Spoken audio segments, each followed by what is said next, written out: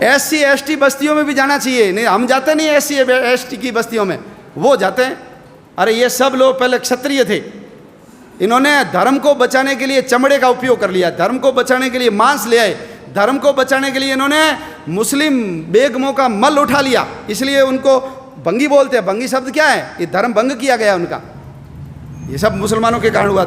ये धर्म योद्धा है, हम उनके साथ छुआछूत करेंगे, भेदभाव करेंगे, मंदिर में नहीं आने देंगे, तो वो फिर कल मोहन राम थोड़ी रहेगा, वो मोहम्मद बनेगा। और जब वो मोहन राम मोहम्मद बनेगा तो तुम्हारे घर के आगे झाड़ू लगाने नहीं आएगा, वो तलवार लेकर के आएगा। सेठ जी बहुत मजे कर लिए, निकलो बाहर, हमारा घर है। वो काला पहाड़ का उदाहरण याद कर लो, आसाम में यही हुआ था। ये जितनी बीमारियां हैं, ये घूंघट प्रथा अपने यहाँ तो कम है गंगानगर में। ये घूंघट प्रथा क्यों आई? राम ने, सीता ने, आपने फोटो देखा होगा शिव पार्वती का, रामायण महाभारत भी देखी, किसी महिला ने घूंघट नहीं निकाला। हमारी महिलाएं क्यों निकालती घूंघट? मुसलमानों से बचने के लिए। न तो चेहरा देखेगा न ले जाएगा। दिन में शादी क्यों हो गई? रात में शादी क्यों हो गई?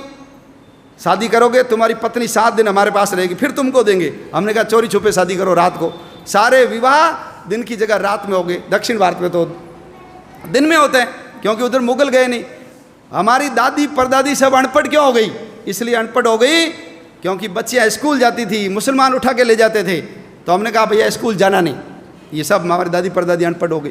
तो हमारे यहाँ तो कर्णगी, गार्गी, कितने विद्वान, सीता कितनी विद्वान थी। द्रौपदी ने जो सवाल किए उस सवालों का उत्तर भीष्म भी नहीं दे पाया। पढ़ी लिखी थी तब किए ना।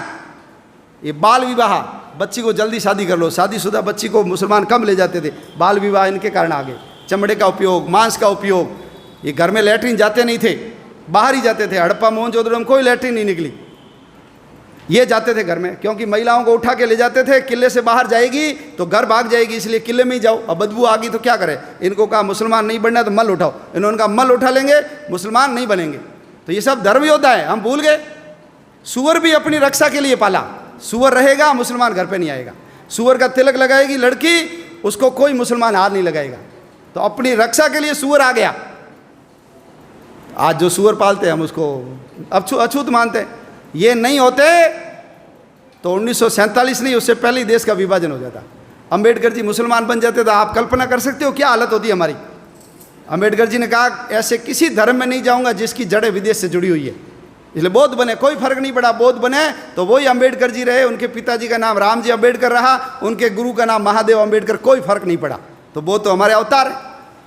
जैसे सिख परंपरा है, जैसे जैन परंपरा है, ऐसे बौद्ध परंपरा है। लेकिन है सब कौन? हम सब जाकर के मूल तो उस हिंदुत्व तत्व से जाकर के ही तो जुड़ते हैं। तो छुआछूत खत्म होनी चाहिए। इसलिए विश्व हिंदू परिषद का मंत्र है हिंदवः सोदरा सर्वे ना हिंदू पतितो भवेत्। सभी हिंदू सगे माँ जाए भाई है, कोई हिंदू नीच या पतित नहीं है। मम दीक्षा हिंदू रक्षा, मम मंत्र समानता। मेरी दीक्षा हिंदू की रक्षा करना और समानता लाना मेरा मंत्र है। ये विश्व हिंदू परिषद का उद्घोष है। आप सब लोग भगवान श्री कृष्ण से और विश्व हिंदू परिषद जिस पवित्र मंत्र को लेकर के इस संगठन के काम में लगा हुआ है, उस काम में जुटिए। देखिए दुनिया में 2 काम होते हैं, एक होता है इम्पोर्टेंट काम और एक होता है इमरजेंसी काम। घर में विवाह है, शादी होनी चाहिए, लेकिन उसमें माँ को हार्ट अटैक आ गया, आप क्या करोगे? शादी करोगे, माँ का इलाज कराओगे?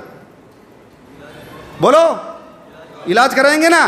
तो ध्यान रखना, यदि हम नहीं रहे तो जैसे जम्मू कश्मीर से हिंदू भाग गया, जैसे इराक से हिंदू को भगा दिया, जैसे अफगानिस्तान से हिंदू को भगा दिया, पाकिस्तान से भगा दिया, नेपाल से भगा दिया, भूटान से भगा दिया, तिब्बत से भगा दिया, उधर म्यांमार से भगा दिया, श्रीलंका से भगा दिया, बाली, जावा, सुमात्रा, इंडोनेशिया, मलेशिया, जावा, ये सब हमारे थे, लेकिन सब के सब चले गए। ध्यान रखना, हमारे गुरु नानक देव जी का जन्म स्थान चला गया। हम हर साल प्रहलाद की पूजा करते हैं। प्रहलाद जन्मा कहाँ, ये हिंदू को पता ही नहीं है। प्रहलाद जन्मा था मुल्तान में, उसका पुराना नाम था मूल स्थान, हमारे हाथ से गया। लाहौर किसने बसाया? भगवान राम के पुत्र लव ने बसाया लाहौर, गया हमारे हाथ से। भरत का पुत्र था तक्ष, उसने बसाया तक्षशिला को, आज तक्षशिला हमारे हाथ में गया।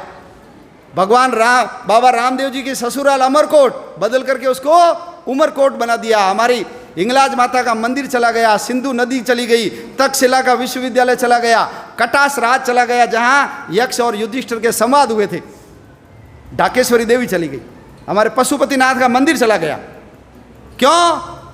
सब लोग, मैं, मेरा परिवार, बस समाज जाए भाड़ में, दुनिया जाए चूल्हे में, हमको कोई लेना देना नहीं, मेरे घर पे आँच नहीं आनी चाहिए। यदि यही करते रहे तो आने वाले समय में और हमारा समाज छोटा होगा और हमारे देश के टुकड़े होंगे।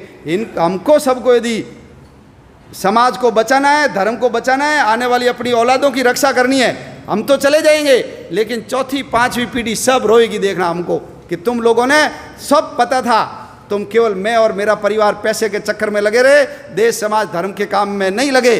तो ये सब काम इंपॉर्टेंट है, लेकिन इमरजेंसी काम एक ही है, वो है हिंदू समाज को संगठित करना, देश के लिए काम करना।